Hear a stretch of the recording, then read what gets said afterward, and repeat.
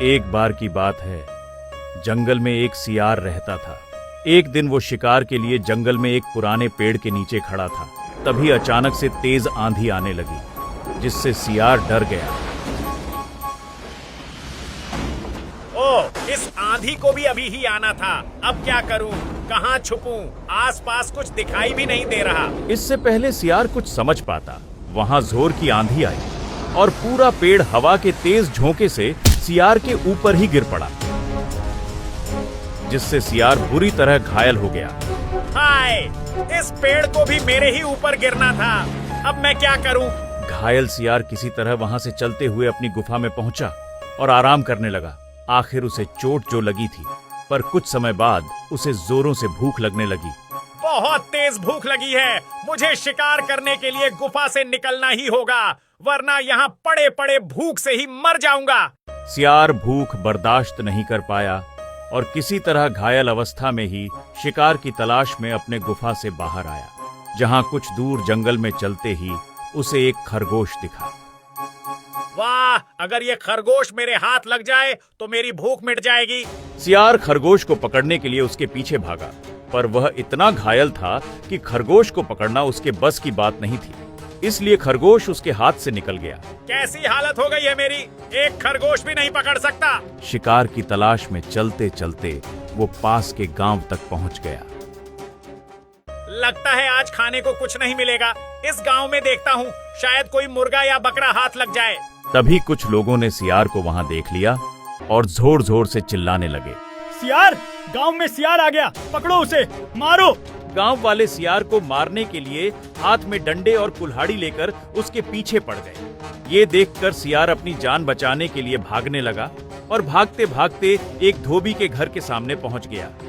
सियार अब थक चुका था और उसमें और भागने की हिम्मत नहीं थी, पर गांव वाले उसके पीछे अभी भी पड़े थे। ये गांव वाले तो मेरा पीछा ही नहीं छोड़ रहे।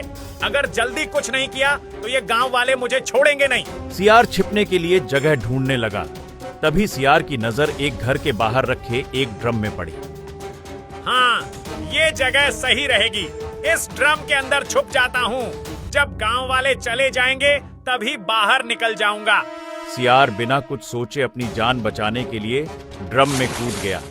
धोबी ने उस ड्रम में कपड़ों के लिए नीला रंग घोल के रखा था। सियार किसी तरह अपने सांस रोककर रंग में डूबा रहा। इसमें तो पानी भरा है, आसमान से कूदे और पानी में गिरे। खैर, बस थोड़ी देर की बात है। गांव वालों ने सियार को बहुत खोजा, पर वो उन्हें नहीं मिला।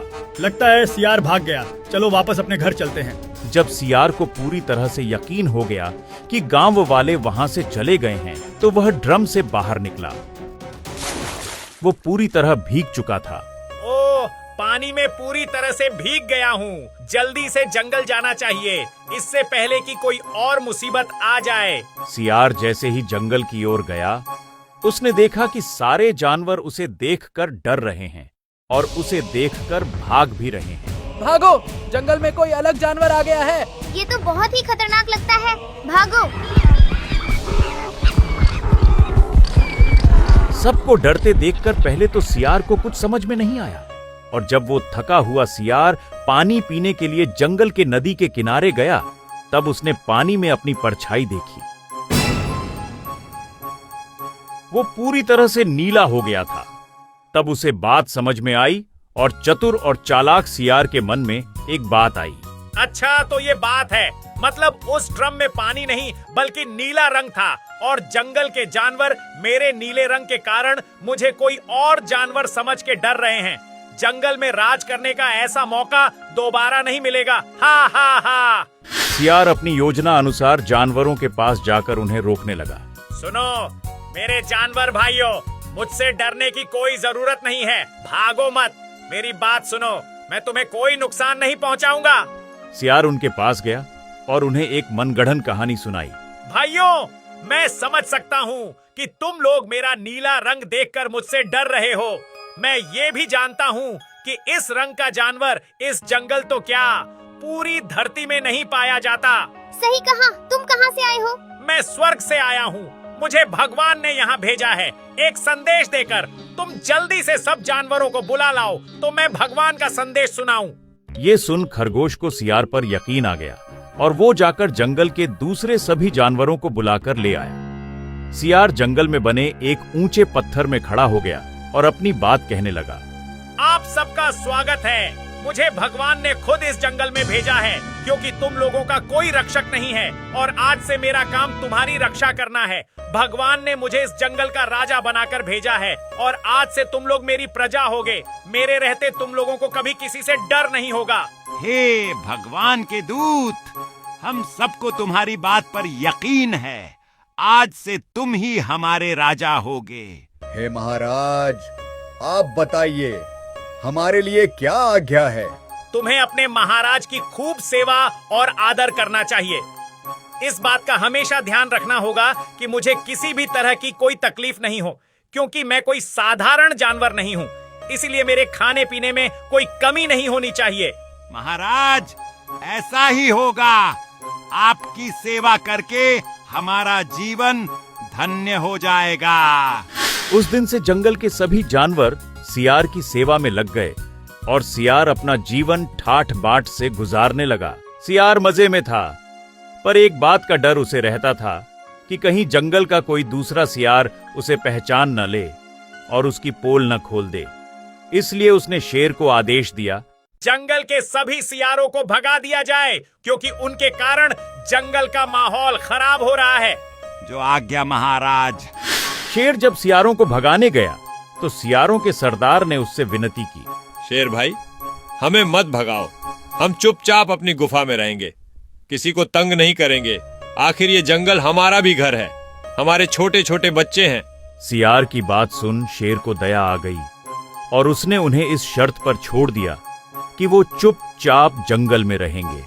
और इस तरह जंगल में नीले सियार का राज हो गया और वो मन ही मन बहुत खुश था, क्योंकि अब उसे किसी भी चीज के लिए भागना नहीं पड़ता था।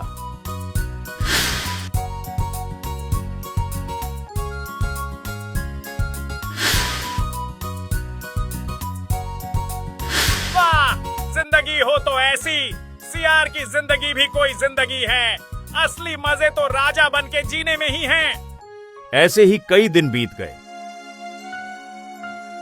फिर एक रात नीला सियार खा पीकर अपने गुफा में आराम कर रहा था कि तभी उसकी नजर गुफा के बाहर उजाले में पड़ी और वो बाहर आया तो देखना कि चांदनी रात खिली थी। तभी जंगल में सियारों की टोली हू की बोली बोल रही थी। उस आवाज को सुनते ही नीला सियार अपना आपा खो बैठा और अपने आप को रोक नहीं पाया और जोर जोर से वह भी मुंह छात की ओर उठाकर और सियारों के आवाज में मिलाकर हू करने लगा। ऐसा करते शेर ने देख लिया और सब समझ गया, ये तो सियार है, कोई भगवान का दूत नहीं। ये हमें धोखा देकर जंगल का राजा बन गया। मारो इसे, ये जिंदा नहीं बचना चाहिए। ये सुन नीला सियार डर गया और अपने जान बचाकर वहां से भागा। ओह, मेरी सच्चाई तो सबको पता चल गई। अगर जान बचानी है तो यहाँ से भागने में ही भलाई है। सारे जानवर गुस्से से सियार के पीछे पड़ गए और सियार को जंगल छोड़कर हमेशा के लिए भागना पड़ा, क्योंकि उसकी पोल खुल चुकी थी।